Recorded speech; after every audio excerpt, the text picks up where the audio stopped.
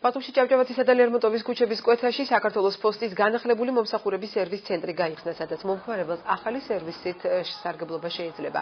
საქართველოს პოსტის დირექტორის განცხადებით, განახლებული სერვის ცენტრი თანამედროვე ტექნიკით აღიჭურვა და გაუმჯობესდა მომსახურების ხარისხი. სერვის ცენტრის პრეზენტაციაზე საქართველოს პოსტის ყოფილი თანამშრომლებიც მივიდნენ და სამსახურიდან გათავისუფლება გააპროტესტეს.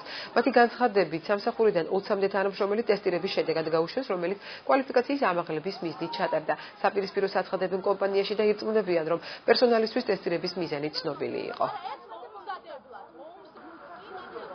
ჩვენ ვიცოდით, რომ კვალიფიკაციის ამაღლების მიზნით ხდებოდა ეს ტესტირება. მეტი საბუთიც გვაქვს იმის პირად მეილებზე. რო იზახიან, რომ ტესტირება ვერ დააჯდენ ჩვენთან ერთად, მოვითხოვ ამას და უნარებში ჩააბანო ჩვენთან ერთად ტესტირება.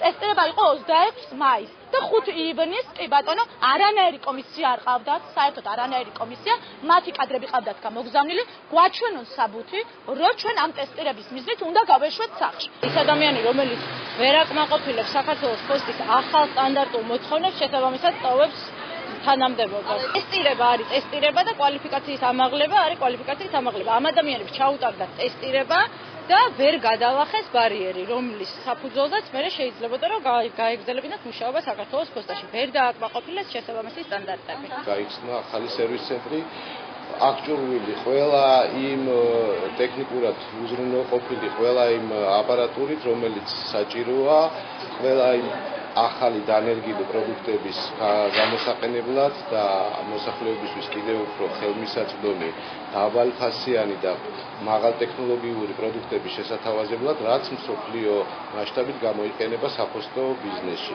ამ შემთხვევაში ეს სერვის ცენტრი სრულად აღჭურვილია ამგვარად, თანამშრომლები გატრენინგებული